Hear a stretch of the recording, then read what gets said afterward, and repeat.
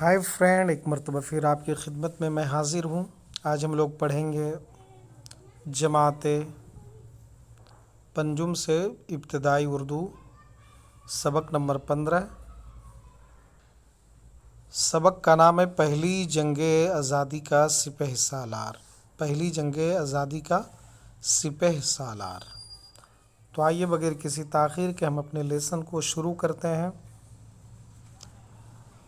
Lesson کو پڑھنے سے پہلے اور یہ سننے سے پہلے آپ ہمارے چینل کو سبسکرائب کر دیجئے، لائک کریں اور اپنے دوستوں تک شیئر کریں۔ عامر آج بہت خوش تھا۔ اس کے اسکول میں یوم آزادی کا جشن منایا جا رہا تھا۔ اس موقع پر اسکول میں ایک ڈرامہ اسٹیج کیا گیا جس کا موضوع تھا پہلی جنگ آزادی کا سپہ سالار۔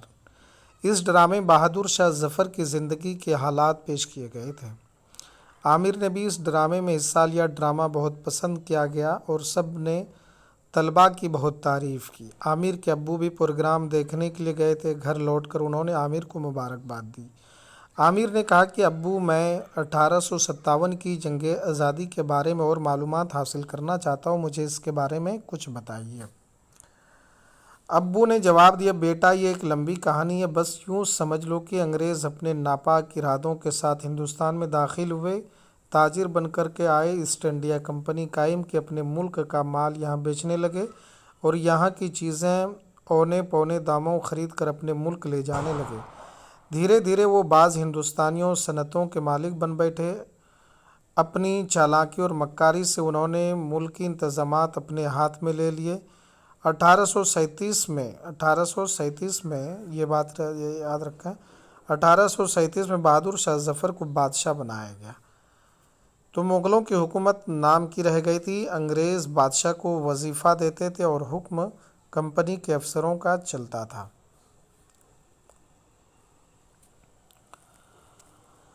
عامر نے حیرت زدہ ہو کر کہا، ابو، تو بادشاہ انگریزوں کی بات مانتے ہی کیوں تھے؟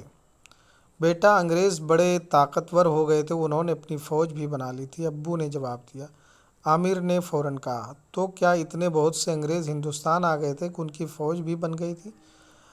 ابو نے بتایا، نہیں بیٹا، انگریزوں نے ہندوستانیوں کو اپنی فوج میں بھرتی کیا تھا، تنخواہ انگریز دیتے تھے، اس لیے ہندوستانی ان کا حکم مانتے تھے۔ تو کیا بادشاہ کے پاس فوج نہیں تھی؟ عامر نے پوچھا۔ ابو نے جواب دیا، بیٹا فوج تھی لیکن برائے نام۔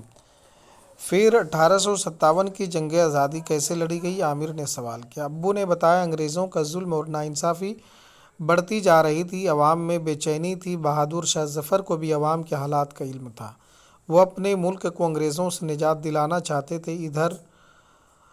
ادھر اودھ کی بیگم حضرت محل، جھانسی کی رانی لکشمی بائی، بہار کے بابو کنور سنگھ، نانا صاحب پیشوا اور تاتیا ٹوپے وغیرہ اپنے علاقوں میں انگریزوں کے قدم اکھاڑنے کی جدوجہد میں لگے ہوئے تھے۔ عامر نے کہا، ابو، اس کا مطلب یہ ہوا کہ سارے ملک میں لوگ انگریزوں کے خلاف ہو گئے تھے؟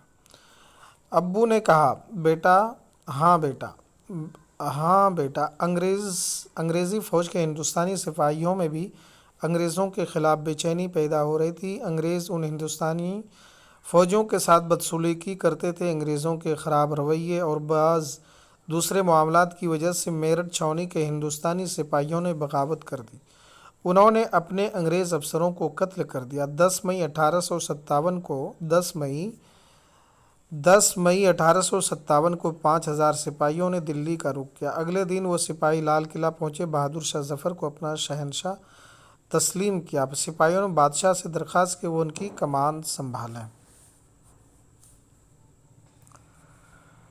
ابو نے جواب دیا، اس کا مطلب یہ ہوا کہ انگریزوں کی فوج اب بہادر شاہ ظفر کی فوج ہے؟ عامر نے پوچھا۔ ابو نے جواب دیا، ہاں بیٹا، جس فوج نے بغاوت کی تھی وہ اب بہادر شاہ ظفر کے ساتھ ہو گئی تھی۔ انہوں نے فوج کی کمان جنرل بخت خاں کو سونپ دی۔ ان کی سربراہی میں ہندوستانی فوجیوں نے انگریزوں کو دلی سے بھگا دیا۔ تو پھر یہ جنگ ناکام کیوں ہوئی؟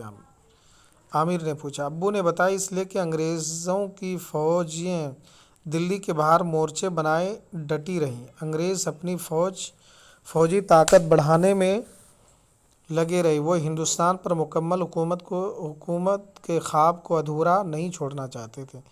ان کے جاسوس شہر میں پھیلے ہوئے تھے اور ہندوستانی فوج کی پل پل کی خبریں انگریزوں کو پہنچا رہے تھے۔ ہندوستانی سپاہیوں نے 5 مہینے تک ڈٹ کر انگریزوں کا مقابلہ کیا، لیکن یہ فوج منظم نہ تھی۔ ان کے پاس وسائل کی بھی بے انتہا کمی تھی۔ اس وجہ سے انگریز دلی پر دوبارہ قبضہ کرنے میں کامیاب ہو گئے۔ اوہو، تو اس وجہ سے یہ جنگ ناکام ہوئی، عامر نے کہا۔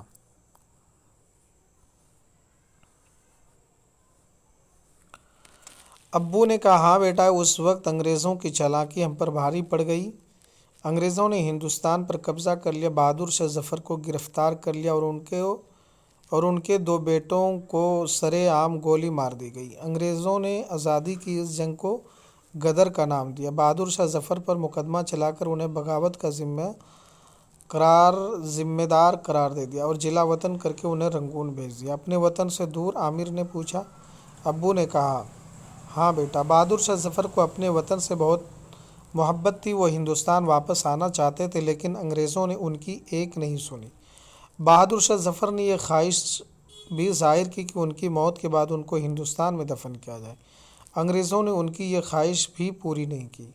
9 نومبر 1862 کو ان کی وفات ہوئی اور انہیں رنگون ہی میں دفن کر دیا گیا۔ عامر نے پوچھا، تو اس کا مطلب یہ ہوا بہادر شاہ ظفر اپنے وطن آ ہی نہیں سکے؟ ابو نے کہا، ہاں بیٹا، نیتا جی سبھاش چندر بوس نے اپنی آزاد ہند فوج کے ساتھ پہلی جنگ آزادی کے اس سپہ سالار کے مزار پر حاضری دی۔ انہوں نے اس خواہش کا اظہار کیا کہ ان کے باقیات ہندوستان لے جائیں۔ اس طرح بہادر شاہ ظفر کی رہنمائی میں آزادی کی جو جنگ شروع ہوئی تھی، وہ 15 اگست 1947 کو کامیابی سے ہمکنار ہوئی۔ اس کی یاد میں آج تمہارے اسکول میں جشن منایا گیا۔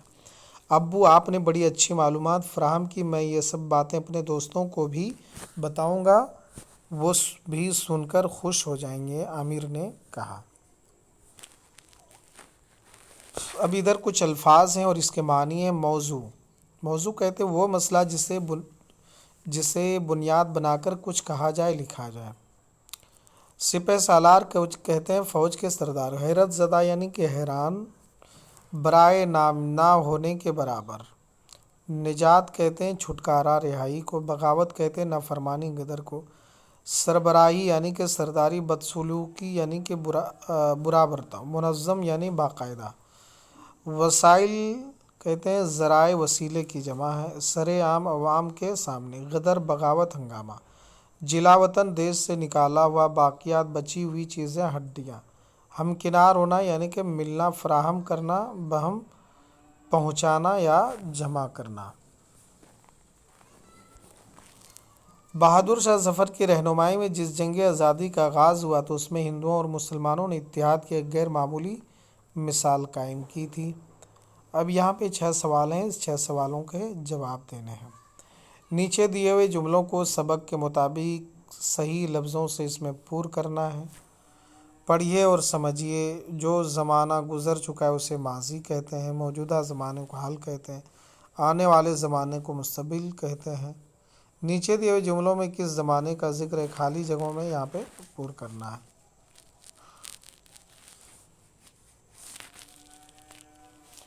ان محاوروں کو جملوں میں استعمال کرنا ہے۔ قدم اکھڑنا،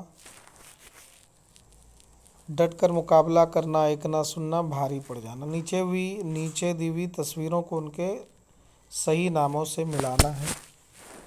جیسے کہ بہادر شاہ ظفر ہے تو اس کو یہاں سے ملا دینا ہے، جھانسی کی رانی کو یہاں سے، سبھاش چندر بوس کو یہاں سے، بابو کنور سنگھ کو یہاں سے، اور جو ہے بیگم حضرت محل کو اس طریقے سے ملا دینا ہے۔